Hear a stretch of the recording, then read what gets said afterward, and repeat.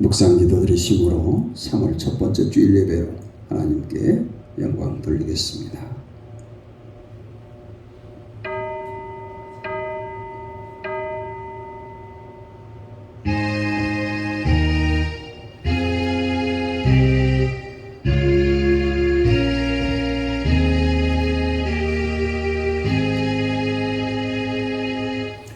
거룩하신 아버지 하나님, 우리에게 베푸신 은혜와 그 크신 사랑을 감사합니다.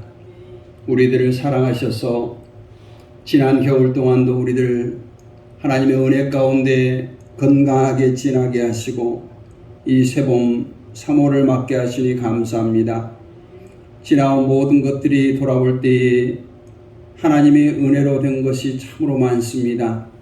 우리들의 일생 가운데 정말 육신의 눈을 가지고 바라보면 힘들고 어려운 일들이 많지만은 믿음의 눈으로 바라볼 때 하나님께서 모든 것을 계획하셨고 진행하셨고 이루셨음을 믿습니다.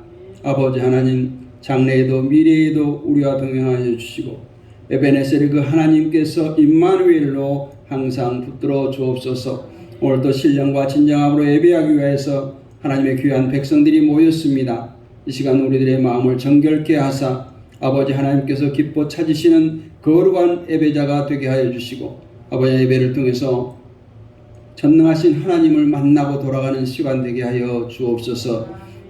예배의 시종을 주님께 부탁드리오며 살아계신 우리 주 예수 그리스도의 이름으로 감사드리고 기도하옵나이다. 아멘. 일어나셔서 찬송가 36장 드리시겠습니다.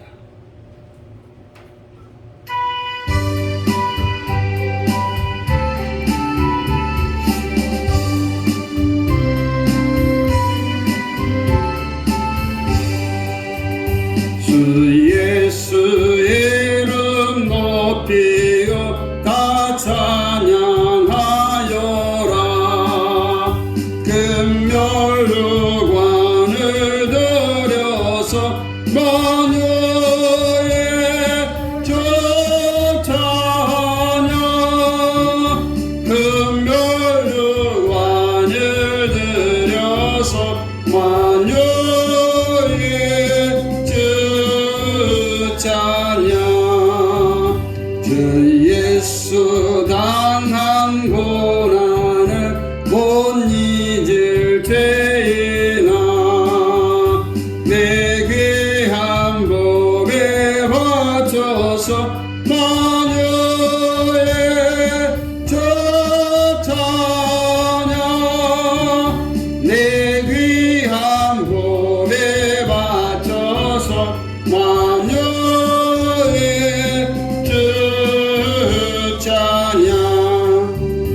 이 지구 위에 거하는 온 세상 사람들 그 크신 위엄 높여서 만유의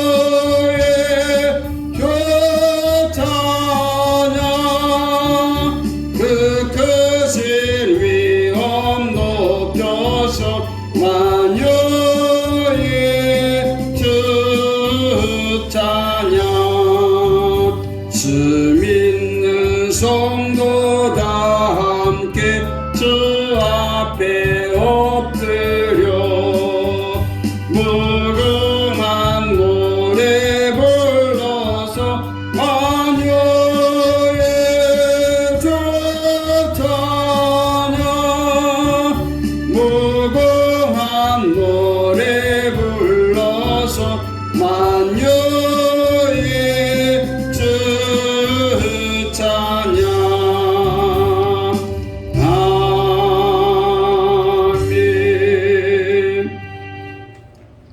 주보에 나와 있는 성시를 함께 교독하겠습니다.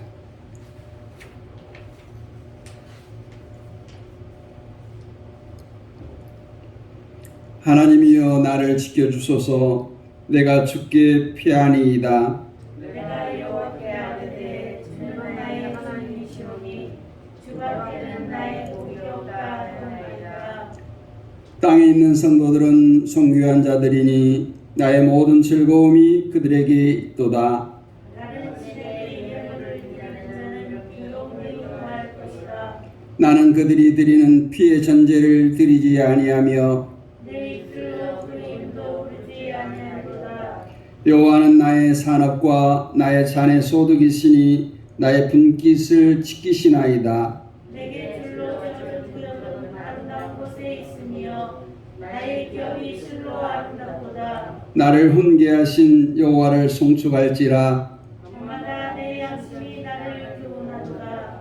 내가 여호와를 항상 내 앞에 모심이여 내가 나의 오른쪽에 계시므로 내가 흔들리지 아니하리로다.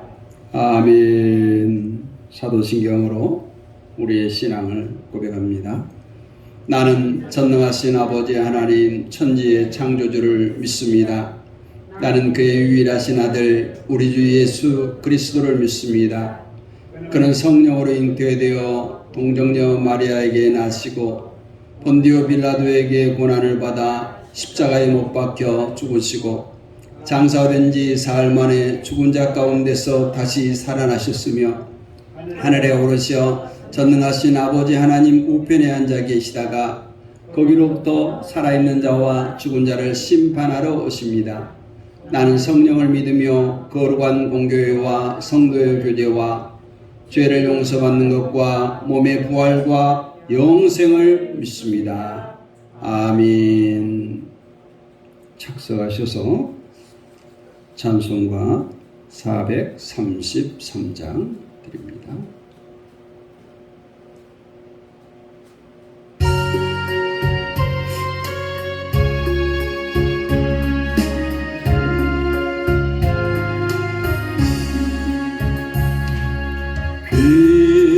귀하신 주여 날 붙드사 주께로 날마다 더 가까이 저 하늘나라 나 올라가 그 주의 품 안에 늘 안기어 영생의 복 받기 원합니다. 공헌할 물건 나 없어도 날마다 주께로 더 가까이 내 죄를 주께 다 고하니 주님의 보혈로 날 씻으사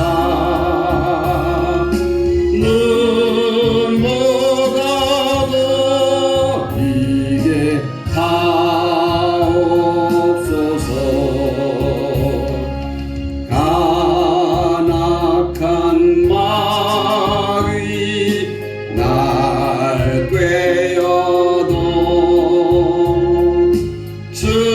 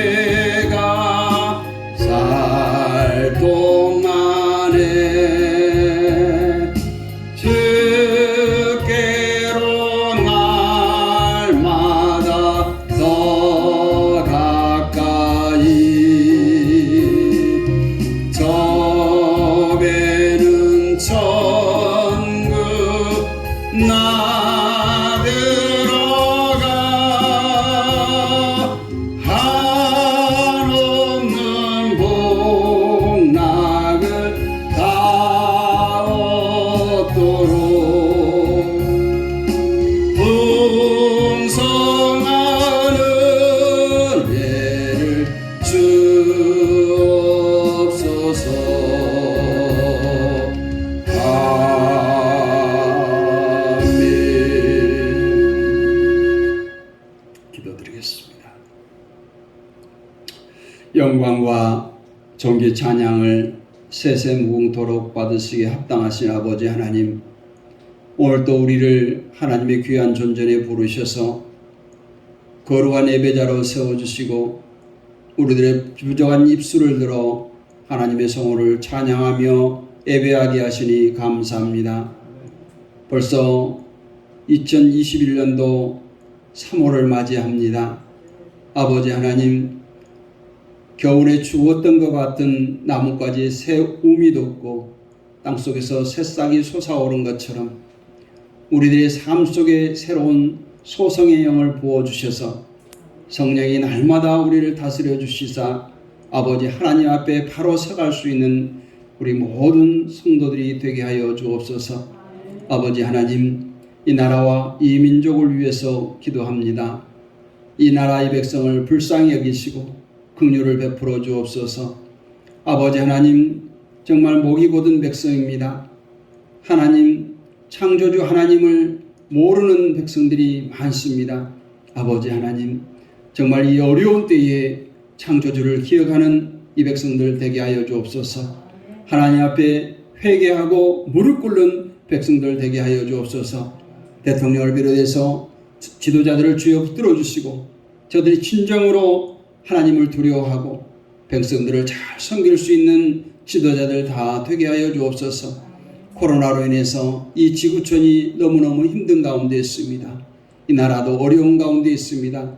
아버지 하나님, 이를 극복하기 위해서 힘쓰고 애쓰는 의료진들을 주여 붙들어 주시고 공무원들, 관계자들을 주여 붙들어 주시고 저들이 지치지 않게 하여 주옵소서. 무엇보다 저들의 건강을 지켜주셔서 아버지 하나님, 이 진노의 코로나가 속히 지나가게 하여 주시고 이제 아버지 하나님, 백신도 치료제도 잘 개발되어져서 아버지 하나님, 우리가 안심하고 살아가며 아버지 하나님, 특별히 교회가 모이는 예배를 회파하는 일이 없도록 주여 은총을 베풀어 주옵소서.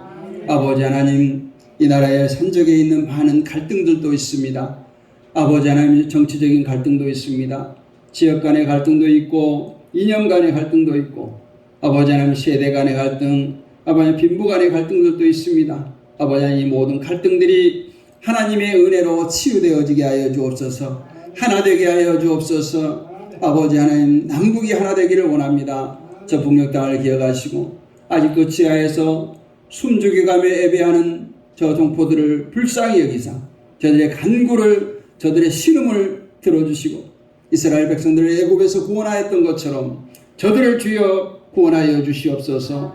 아버지 하나님, 저 북녘 땅도 교회가 다시금 세워지게 하시고 예배가 회복되어지게 하시고 경제가 회복되어지게 하시고 아버지 하나님, 저 북녘 땅에도 자유가 숨쉬는 나라가 되게 하여 주셔서 이 한반도에 전쟁이 그치고 아버지 하나님의 다툼이 그치고 평화가 깃드는 이 한반도가 되게 하여 주셔서 남북이 마음껏 가며 서로 예배하며 찬양하며 하나님께 영광 돌리는 날이 속히 오게 하여 주옵소서. 이 땅에 많은 교회들을 아버지 하나님 세우셨습니다. 교회가 교회의 사명을 잘 감당케 하여 주옵소서. 행여라도 하나님 영광 가리우지 아니하게 하시고 세상에 손가락질 당하는 교회 되지 않게 하여 주옵소서. 또 아버지 하나님, 주의 종들을 세웠습니다. 아버지 하나님, 주의 종들이 아버지 하나님께서 진리를 선포하게 하시고 아버지 하나님께서 모든 언행 심사가 본이 되게 하시고 예수 그리스도의 심장을 가지고 목양하는 주의 종들 되게 하여 주옵소서. 아버지, 우리 내동교회를 지금까지 인도해 주신 아버지여 감사합니다. 아버지, 이전에 아버지 하나님의 백성들로 가득 차고 넘치게 하여 주옵소서. 아버지 하나님, 이 지역의 많은 영혼들을 살리는 구원의 방주의 사명을 감당케 하여 주옵소서. 많은 믿음의 동역자 아버지 하나님께서 헌신자들을 보내주셔서 아버지 하나님의 교회가 이 세상 보기에 아름답게 세워져 갈 수 있도록 예수 그리스도의 향기를 증거하는 교회 되게 하여 주옵소서. 아버지 하나님, 오늘 또 예배하기 위해서 주임제에 나온 귀한 권속들을 붙들어 주옵소서. 저들의 사정과 형편을 아시는 아버지 하나님, 육신의 연약함을 주여 붙들어 주시고 강건케 하여 주시며 아버지, 이 땅에 사는 날 동안 저들이 아버지 육신의 공고함을 인하여서 고통당하지 아니하도록 하나님 권능의 팔로 붙들어 주시옵소서. 아픔을 치료하여 주시고 만져주시며 아버지 하나님 전에 오르는데 불편함 없도록 주여 붙들어 붙들어 주시옵소서. 부족한 점을 사용하신 아버지 하나님, 이 시간에도 성령의 두루마를 입혀주시고 하늘의 크고 비밀한 진리의 말씀만 선포하게 하여 주옵소서. 믿사오며 살아계신 우리 주 예수 그리스도 이름으로 감사드리었고 기도하옵나이다. 아멘. 오늘 은혜 나눌 하나님의 말씀은 요한일서 2장. 요한일서 2장 12절로 17절 말씀 한 절씩 교독하겠습니다.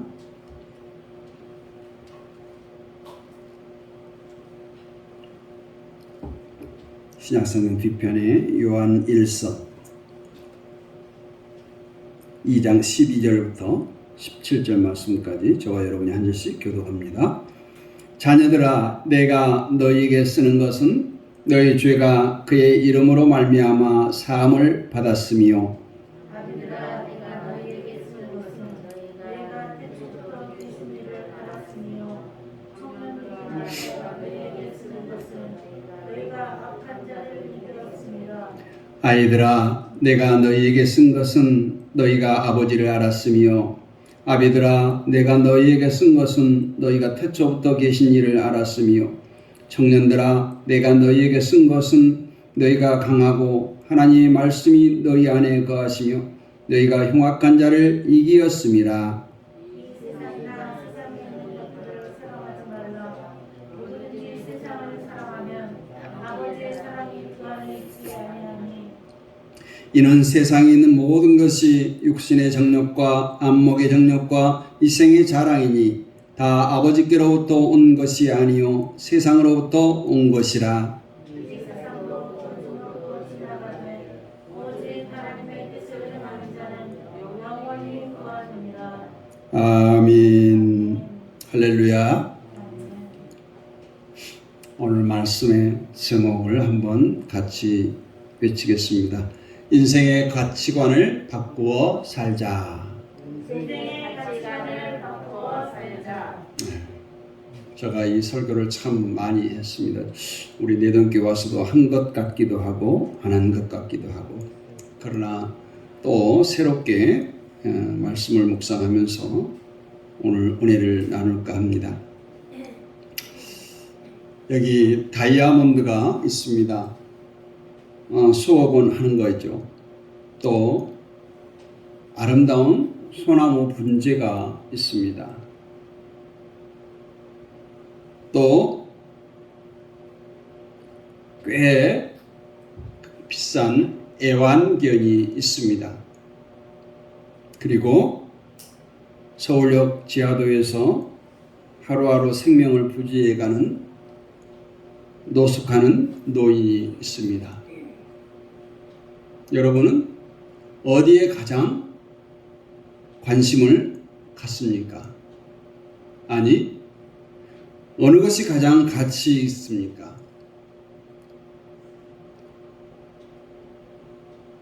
금년은 무슨 해죠? 소해해. 소해라 그래요. 신축년 소해입니다. 많은 사람들이 얼마 전 새해를 맞으면서 소처럼 열심히 일하며 살자, 이런 말들로 인사를 나눴습니다. 참 좋은 말이죠. 소처럼 열심히 일하며 사는 것 좋습니다. 그런데 예수를 믿는다는 우리 성도들까지 너 무슨 띠냐? 운수대통해라. 입춘대길이다. 이런 인사를 나누고 있다라는 사실입니다. 참 마음이 아픕니다. 저는 또 어떤 상을 당할 때에 우리 믿음의 사람들이 아무렇지 않게 명복을 빕니다. 이런 은혜를 나누거나 문자를 주고받는 것을 봅니다. 우리가 명복을 비는 것은 우리가 기독교적이지 않습니다. 명복을 빈다는 뜻은 지옥에 있는 영이 천국으로 갈 수 있도록 이 땅에서 비는 거예요. 가능할까요? 그 사람이 이 땅에 살 때에 예수 믿지 않고 구원받지 못했으면 아무리 후손들이, 살아있는 사람들이 빈다고 한들 그 영혼은 지옥에 머물 수밖에 없는 것입니다. 그래서 우리 입술의 말이 중요하다라는 거 하는 거예요. 우리 민족은 수천 년 동안 유교 또 불교의 지배를 받아 가난을 면치 못하고 엄청난 계급사회 속에서 헤맨 민족입니다. 그러다가 우리 기독교가 들어오고 함께 신학문이 들어오면서 눈부신 발전을 거듭해서 오늘에 이르게 된 것이죠. 이제 우리 기독교는 이 잘못된 사상이나 관습을 완전히 탈피해야, 벗어버려야 할 때가 온 것입니다. 우리가 무슨 띠다, 무슨 해가 중요한 것이 아니라 우리 안에 예수가 있는가? 우리가 정말 예수께 미쳤는가? 우리가 정말 예수쟁인가? 이런 말을 들어야 되는 것이죠. 이렇게 자신있게 대답할 수 있어야 됩니다. 얼마나 멋있습니까? 나는 예수에 미쳤다. 아니, 나는 예수의 피가 흐른다. 하나님의 형상대로 지으심을 받은 만물의 영장인 인간이 동물보다 못하겠어요? 애완견보다 못합니까? 소나무 분재보다 못해요? 다이아몬드보다 못합니까? 아무리 서울역 지하차도에서 지금 그 형편이 그러할지라도 하나님 보시기에는 그 사람, 그 인간이 가장 가치가 있는 것입니다. 오늘 본문은 이러한 상황에 처해 있는 여러분에게 참된 길을 제시해 주고 있습니다. 우리의 생은 짧습니다. 노아 홍수 이후에 인간의 수명은 120으로 줄었어요. 구약시대 때 그랬다는 거예요. 지금 120 살기도 힘들지만. 그리고 성경에는 수명이 70이라고 했어요. 강건하면 80이라고 했습니다. 100세 시대. 그러나 이렇게 얼마나 오래 사느냐보다 한 번밖에 없는 짧은 인생 어떻게 사느냐는 거예요. 어떻게 하나님 보시기에 바르게 사느냐. 아니, 이 땅에 살면서 예수 믿는 사람들이 손가락질 당하지 아니하고, 그래, 당신 정도라면 정말 나도 하나님께 관심이 있어, 교회에 관심이 있어, 예수님 믿어보고파 라고 말을 들을 수 있는 그런 삶을 살아갈 때 정말 가치 있는 삶이 되지 않겠습니까? 바른 인생관과 바른 가치관을 확립하는 것이 중요합니다. 그러기 위해서 오늘 제목처럼 우리 모두는 인생관을 바꿔서 살 필요가 있습니다. 그렇습니다. 우리는 하나님의 자녀로서 세상 사람들과 똑같이 살아버리기에는 너무 억울한 거예요. 세상의 연락, 세상의 쾌락도 즐기지 못하면서 하나님께도 인정받지 못한다면 얼마나 억울하냐 이 말이에요.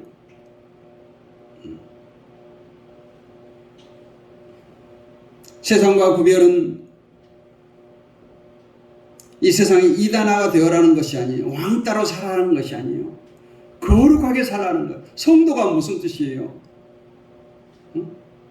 거룩할 성, 물이 도자를 써 성도라고요. 거룩한 물이라는 거예요. 그래서 첫 번째로 우리는 세상과 구별된, 성별된 가치관을 가져야 된다는 거예요.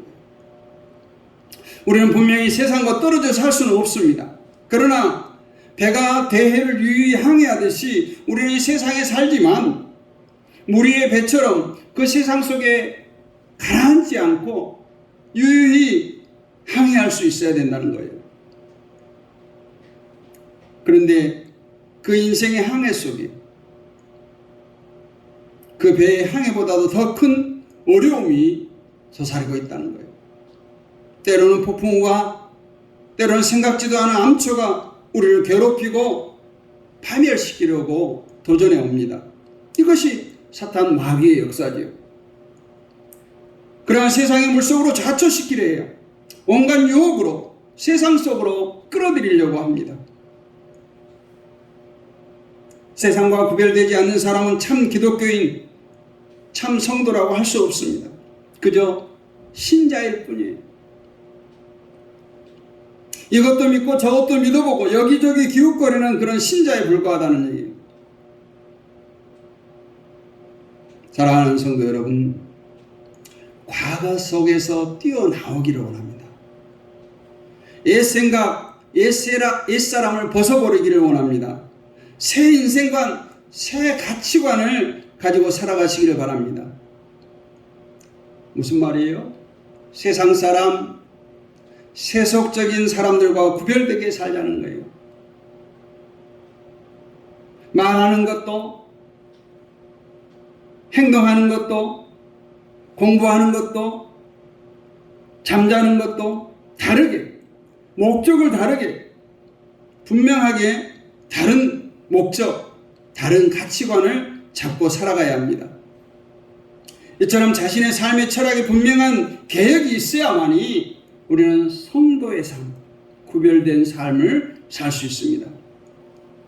다메섹 도상의 사도 바울처럼 철저한 회개가 있을 때에 우리의 인생관이 바뀌게 되는 것입니다. 참 그리스도인이 되려면 세상과 옛 생활이 완전히 끊어진, 아니 뒤집어진 생활이 되어야 된다는 거예요. 세속적인 모든 표준, 세상적인 모든 가치관을 버리고 그것을 부정해야 됩니다.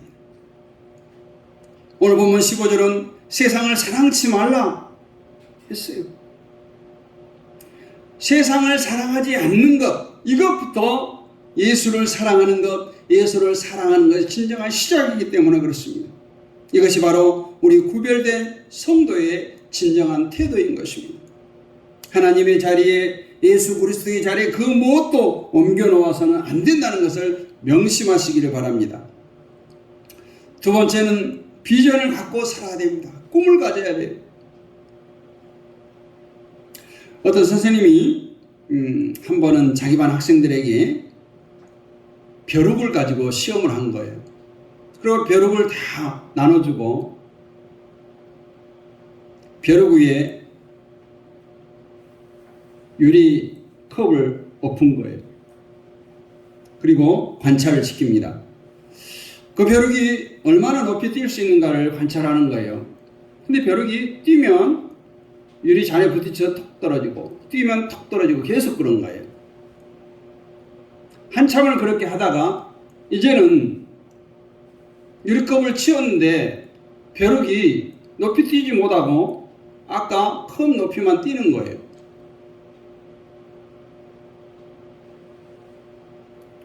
유리 그릇에 부딪혔던 더 이상의 높이 뛸 수 없다는 것을 벼룩은 자신 스스로 판단한 거예요. 벼룩은 아직도 유리 그릇이 머리 위에 있는 것처럼 계속 그 높이까지만 뛰었던 것입니다. 우리 생각을 바꾼다는 건 참 어렵습니다. 특히 이제 세상을 오래 살면 살수록 생각을 바꾼다는 게 어려워요.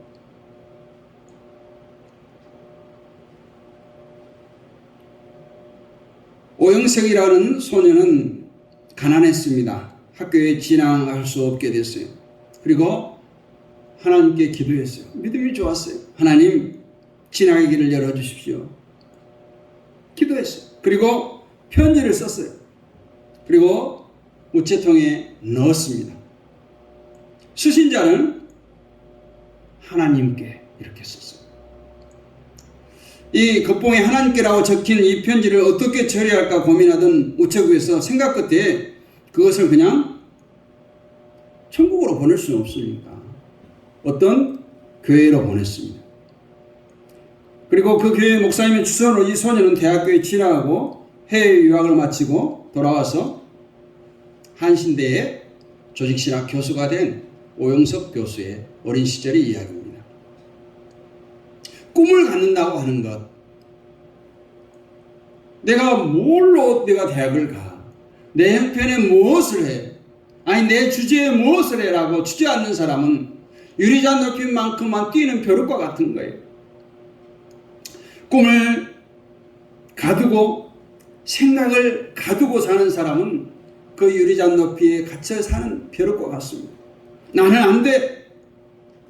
우리는 할 수 없어. 우리가 잘 아는 여호수아서에 나온 얘기 있지 않습니까? 가나안 입성을 앞두고 12명의 정탐꾼을 가나안에 보냈습니다. 그런데 10명의 정탐꾼은 가나안은 너무 두려운 존재라는 거예요. 그러면서 자기들을 우리는 그들에게 있어서 메뚜기와 같다. 흔히 말하는 메뚜기 콤플렉스를 가졌습니다. 이와 같은 메뚜기 콤플렉스를 버려야 된다는 거예요. 여호수아와 갈렙처럼 그들의 신은 이미 떠났고 하나님은 우리가 함께 하신다. 이미 아브람, 이삭, 야곱 그들의 조상에게 가나안은 이스라엘 백성에게 주시기로 약속된 땅이었어요. 그 말씀을 붙든 여호수아 갈렙은 어떻게 돼요? 출애굽한 이스라엘 백성 중에 유일하게 이스라엘 가나안에 입성을 하게 되는 거예요. 믿음대로 되는 거예요. 꿈대로 되는 것입니다. 여러분 꿈을 가지시기를 바랍니다. 꿈이 없는 자는 죽은 자와 같습니다. 또한 꿈이 있는 자는 소망이 있는 자는 절대 죽지 않는다고 콜럼버스는 얘기했어요. 시시한 꿈을 갖지 말고 원대한 꿈을 가지시기를 바랍니다. 금년의 꿈과 또 평생의 꿈을 가지시기를 원합니다. 성경 속에 꿈꾼 자들이 있습니다. 꿈에 주님을 만나거나 꿈에 여호와의 음성을 듣습니다. 창세기 37장은 꿈꾸는 요셉을 기록하고 있습니다. 그는 위로 형들이 10명이나 있었지요. 그는 장자가 되는 꿈을 꾸었어요. 가능한 일일까요? 가능했습니다. 인간의 생각으로는 불가능한 일이죠. 그러나 그의 꿈은 실현 가능한 하나님의 비전이었어요.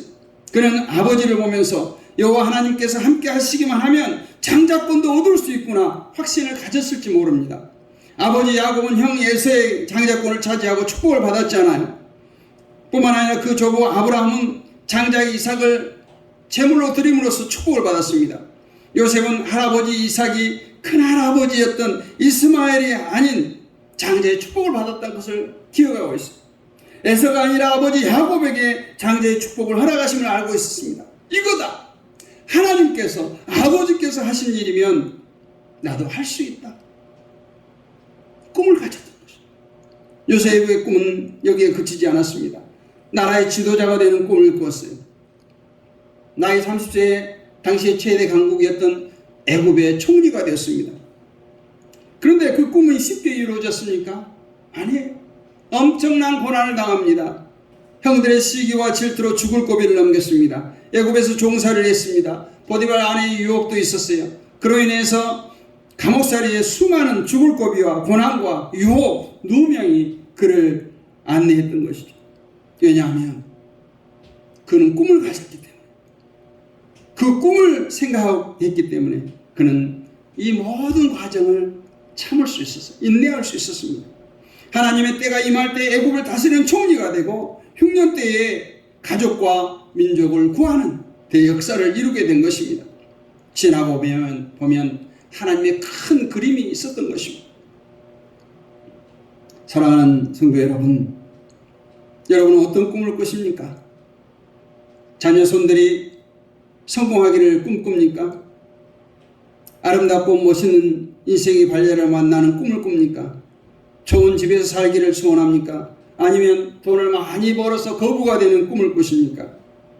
여러분, 인생의 모든 목표를 하나님께로 수정하시기를 원합니다. 공부 잘하는 것 좋아요. 돈 많이 버는 것 좋습니다. 세상에 성공하는 것 좋습니다. 모두 하나님 영광을 위해서 하시기를 원합니다. 가치관을 세상에서 하나님께로 옮기십시오. 거부가 되면 뭐합니까? 그 물질을 주님을 위해서 쓰시기를 원합니다. 이 세상에 있는 것들은 별것 아닙니다. 오늘 17절에 보니까 이 세상 것들은 다 지나간다고 했어요. 하늘의 소망을 들고 요셉과 같은 비전을 가지시기를 원합니다. 요한일서 5장 19절의 말씀처럼 우리가 하나님께 속해 있다는 것을 명심하시기를 바랍니다. 특히 우리 기독교인들에게 버릴 수 없는 꿈이 있는데 그것은 바로 천국에 대한 소망이라는 거예요. 이 세상 그 어느 것과도 바꿀 수 없는 천국에 대한 소망의 꿈을 꾸시기를 원합니다. 세 번째로 우리 인생의 가치관을 바꾸기 위해서 주님 손을 꼭 붙드시기를 원합니다. 주님 손을 놓치면 안 돼요. 공중근에 타는 서커스를 보면 그들은 어떻게 손을 붙잡는 줄 아세요? 이렇게 잡아요. 이렇게 잡습니다.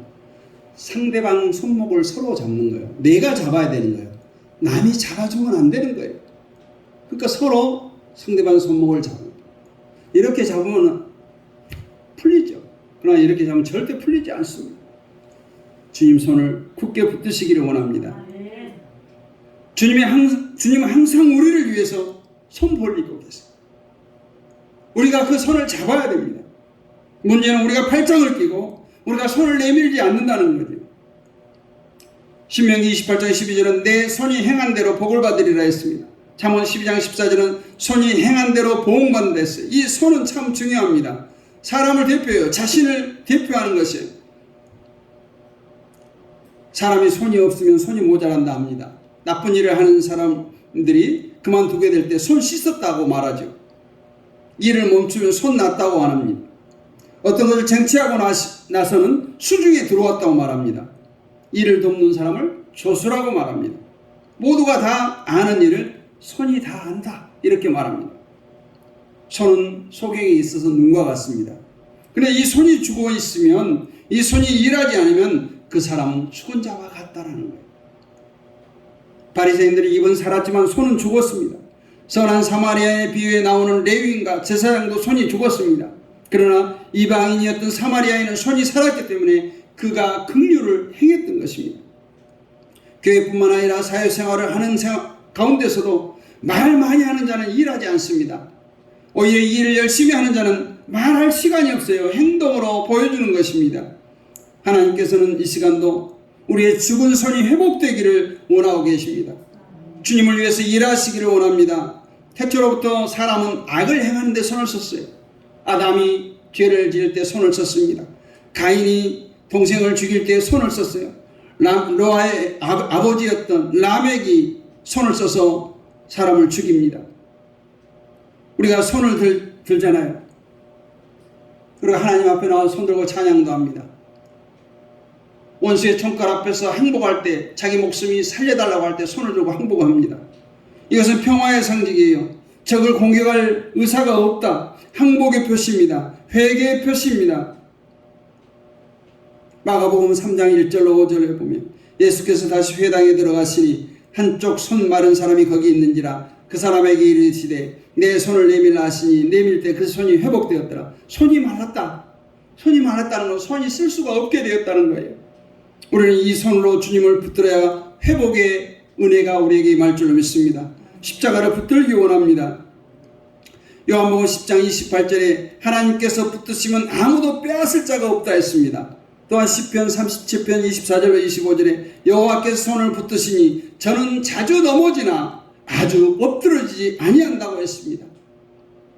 어린아이는 어머니 손을 꼭 붙잡을 때 넘어지지 않습니다.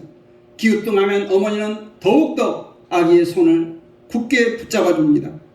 하나님을 믿고 따르는 성도 여러분, 우리 주님은 기도할 때 우리 손을 잡아주십니다. 주여 내 손 잡아주셔서 주님이여 이 손을 꼭 잡고 가소서 기도하는 여러분 되시기를 원합니다. 주님 손 꼭 붙들고 나가는 인생 얼마나 멋있어요. 주님 손을 붙들므로 승리하는 여러분이 되시기를 주님의 이름으로 부탁합니다. 여러분 오늘부터 인생관을 바꾸시기 위해서 힘쓰시기를 원합니다. 인생관을 바꿔야지 안 되는 거예요. 힘써야 되는, 노력해야 되는 것입니다. 첫째는 세상과 구별되어야 돼요. 두 번째는 꿈을 가져야 됩니다. 세 번째는 주님 손 꼭 붙다. 내 힘으로 안 됩니다. 연약합니다. 주님 손 잡아주세요. 여러분 인생관을 바꿔야 돼요. 아니 가치관을 바꿔야 돼요. 우리의 가치는 시시하지 않아요. 세상 사람들과 다른 거예요. 오늘 서두에 얘기했습니다.